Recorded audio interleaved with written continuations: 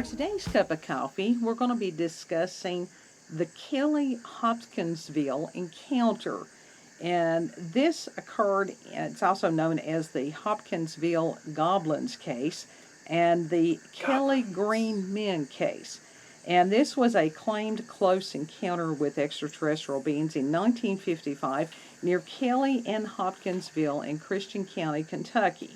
And that's probably not that far from us. I had alluded to this in one of our earlier cups. They be neighbors. That may be a day trip at some point.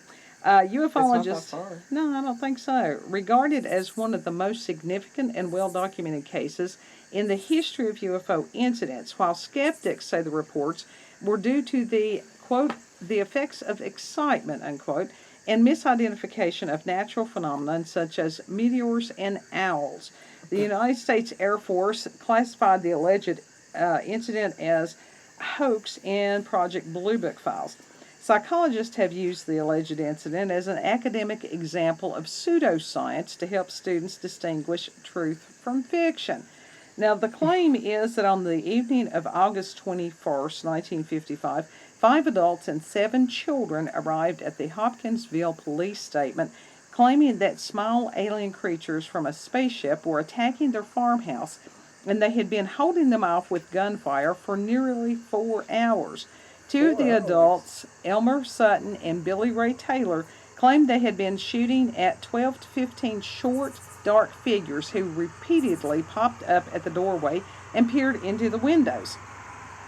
Concerned about a possible gun battle between local citizens, 4 city police, 5 state troopers, 3 deputy sheriffs, and 4 military police from the nearby U.S. Army Fort Campbell drove to the Sutton farmhouse located near the town of Kelly in Christian County.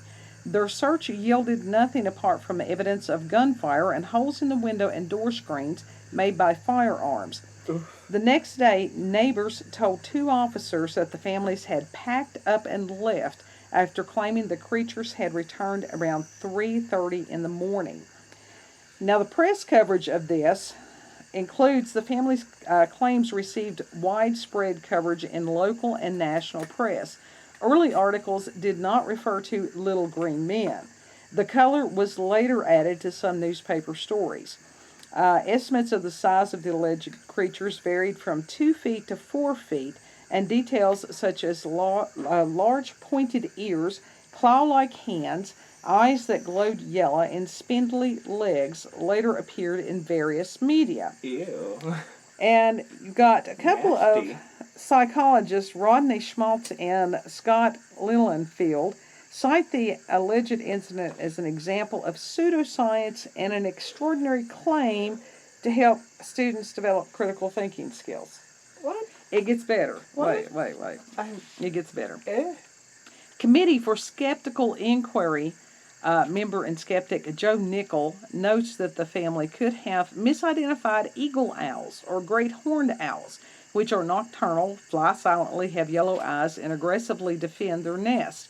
According to Nickel, meteor sightings also occurred at the time that could explain Billy Ray Taylor's claim that he saw, quote, a bright light streak across the sky and disappear beyond a tree line some distance from the farmhouse, end quote. Every single time you say, what Billy Ray, whatever. Right. Billy Ray, what's his last name? Taylor. Billy Ray Taylor. I keep thinking that you're going to say Billy Ray Cyrus. No, because there's a hell of a lot of Billy Rays out in the world. According to author Brian Dunning, quote, there are simply too many similarities between the creatures reported by the families and an aggressive pair of the local great horned owls, which do stand about 2/3 of a meter tall, end quote. You had a French ufologist that I'm not even going to try to pronounce his name, also argued in a publication that the explanation of the case is great horned owls. Then you have ufologist Jerome Clark, who writes that the supposed creatures floated through the trees and the sound of bullets striking them resembled bullets striking a metal bucket. Clark describes an odd luminous patch along a fence where one of the beings had been shot, and in the woods beyond, a green light whose source could not be determined. However, this description was consistent with foxfire, a bioluminescent fungus on decaying wood. Clark also wrote that investigations by police, Air Force officers from nearby Fort Campbell, and civilian ufologists found no evidence of a hoax.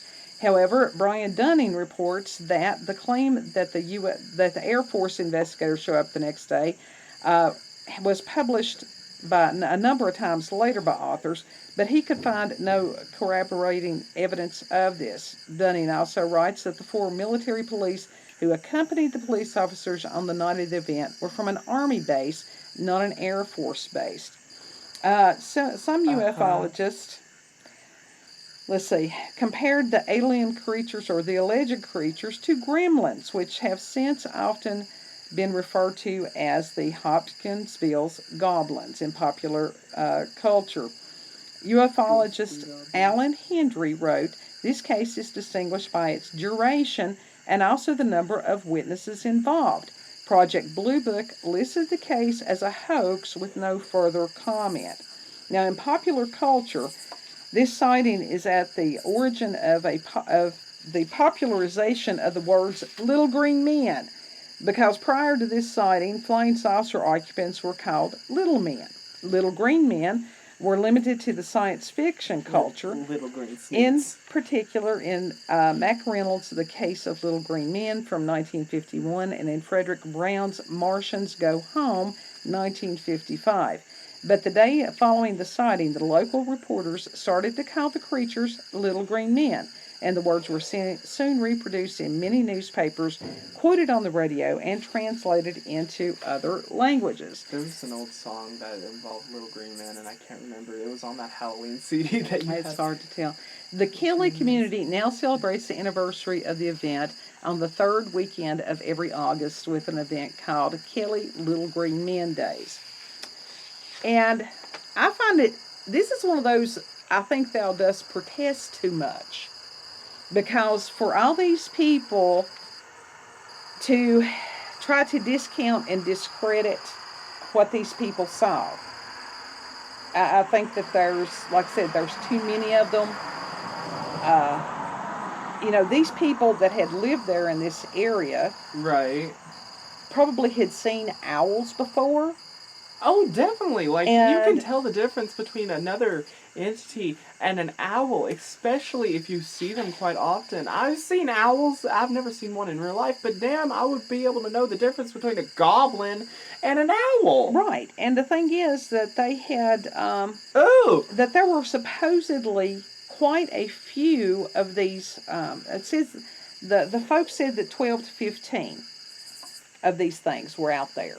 That's a lot. So that's... Yeah, it's not often for owls. It's not common at all for owls to do that. Right. Owls, I don't care if it's at night, as far as them defending their territory or their nest or whatever. No. Yeah. That's when they go hunting. Exactly. And why would there be that many owls at one time attacking this farmhouse? Exactly. And I think this is one of those, now we have seen this happen before, lots, that people want to believe that people that live in a mountainous area are stupid, redneck hillbillies that don't know anything, and that because they come from an urban area and because that they are, they have certain letters behind their names and stuff like that, that they know better than these people that had the experience. Right. And, it's like correlation is not causation. As far as the swamp gas, and they're like, oh, all these events just happened to take place at the same time. Oh, it was just happened that they saw a meteor. It just happened that they saw swamp gas while these horned owls suddenly attacked this farmhouse. They don't do that. They would have attacked the farmhouse if it was an actual issue before. They would have attacked it way before then. But still, you can tell the difference between a damn owl and a goblin. If they were protecting the nest, first of all, owls probably would not have built a nest where people were dwelling. Yeah, I mean, you hear stories of owls building nests in, barns and such like that. Yes, but this was a house. Yeah, I understand that. But still, it didn't say... They don't cluster together like that. No, and it's one of those that as far as... They were just basically minding their own business when these things started attacking. Exactly. If they were... In that case, then owls would not have done that. No, I can't see owls doing that. No, they wouldn't. It's not that I'm an owl expert, but as far as these folks were not messing with their nest, it was nighttime. Where would they know where the nest was? Exactly, and they were inside, right? Yeah. So then the owls would not have attacked anyway because they were inside. They were nowhere near the nest. Right. So if that was even the case, that just... The only thing that makes sense is some other being. The only thing that makes sense is that these supposed researchers had a bias against the people that had this experience. Right. Exactly. And so... But... Well, how many times... I don't know why they insist on saying, oh, these things don't exist when they've never experienced them before. Well, how many government cover-ups Especially if there is evidence. I mean, seriously, if the government opens its mouth, you can pretty well guarantee it's a lie. Not just a lie, but a damned lie. That's true. That's true. And this is why a lot of people don't report these things, is because they don't want to be made fun of. They don't want the scrutiny, especially in today's world. My God, you can be global with one tweet. Most people don't want that. Exactly. Yeah. They want to be able to share their experience without, being called stupid or crazy or whatever it was. Mm-hmm. So how many... And they did this with Roswell. You didn't see what you saw. You didn't, and I mean, some of those people were threatened. A lot of witnesses. Well, there wasn't there weren't that many. I mean, which one? The Hopkinsville thing or at Roswell? There weren't that many witnesses at Roswell. The Hopkins thing. There was, when you've got 5 adults and 7 kids, I think that's what it said. That's quite a few people. Yeah. And surely one of them would have said, oh, that's an owl. Exactly. But now and the psychologists got in on this, and I'm sure that they thought it was a matter of mass hysteria, because psychologists are some of the biggest jerks. Not all of them, but a lot of them. Everything's in your head. Guess what? That's not everything is. Right. So here you've got mental health professionals. Now, who better to screw up somebody's head than a psychologist? Exactly. I like that. And the fact it didn't say about these people seeking any other attention, none of this stuff. Now, the town rolled with it. The media worldwide rolled with it. Mm-hmm. But these people, no. There was no books. There was no publicity tours. There was nothing. Except the experience of whatever these things were that attacked them. I mean, the fact that they got so spooked, you can tell the difference between an owl and such. You can deal with an owl. The fact that they were so spooked by these beings that they just packed up and left. Right. A damn owl would not have done that. No, why would the owl attack, for hours, first of all, and then come back later? Exactly. That whole So I'm calling bullshit on the skeptics. I'm calling bullshit on the skeptics there, too. So, and just because somebody is bombastic, okay, first of all, somebody who's had an experience like that, yeah, they're going to be a little bit emotionally elevated. Very much so. I think I would be. I would.